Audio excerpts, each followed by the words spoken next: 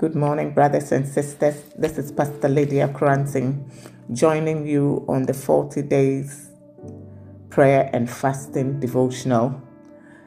Today, I'm gleaning from Derek Prince's book, Shaping History Through Prayer and Fasting. And I'm looking at chapter 6, pages 83 to 84. And it's one of the 8 principles of effective prayer. And that is, God wants us to pray. God wants us to pray. In John chapter 16 and verse 24, it says, "Hitherto have you asked nothing in my name. Ask and you will receive, that your joy may be full." Derek Prince says, when we rise to this challenge and we ask and receive an answer, Jesus promises a result. Our joy will be full. Have you ever imagined how it would feel like when you have a full heart?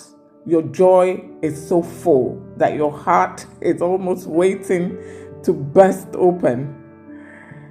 I'm a living proof that God answers prayer, and it's very reassuring to note that God delights in answering our prayers.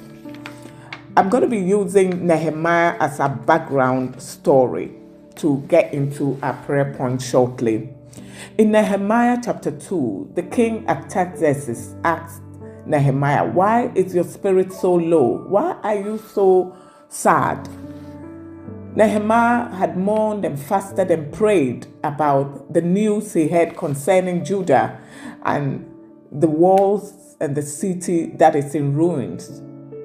And so he told the king. For me, it's almost like the king had thrown a blank check in front of Nehemiah and said, "So what do you want? What do you want me to do?"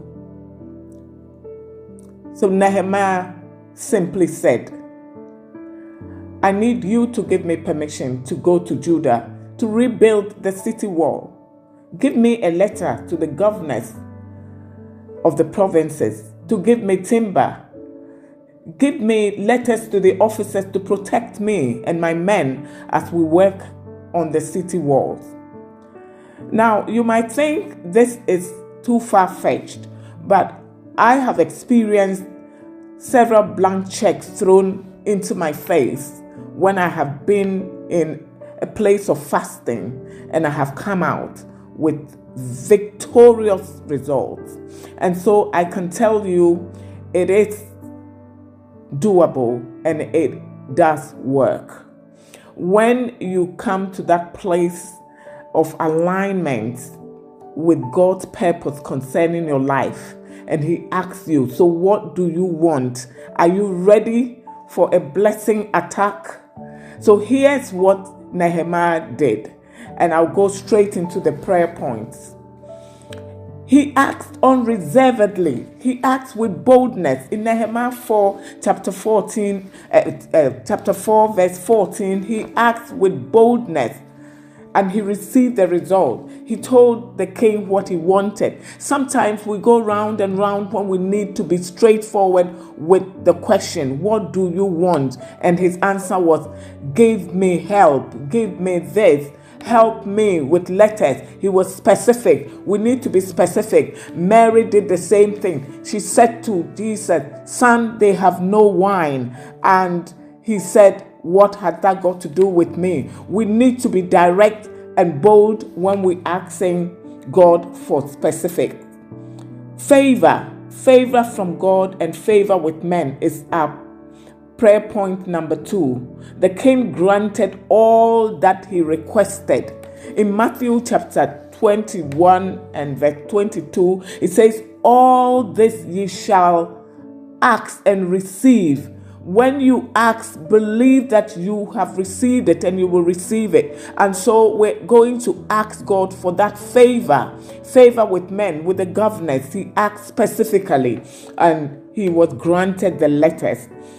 He asked for divine strategy, wisdom, and direction. Nehemiah needed a divine strategy. So we're going to pray for divine strategy and wisdom. He needed to know how to deal with people like Sanballat, Tobiah, and Geshem, who were going to come and stand in their way. So we need to do the same thing. He needed divine provision, and he asked for it and he received it. So we're going to ask God for these specifics, and let's just go directly. Let's not go round and round. Let's go directly, and the God who gives in great measure will answer our prayers because we believe that we have received it. Thank you so much, and God bless you all for listening.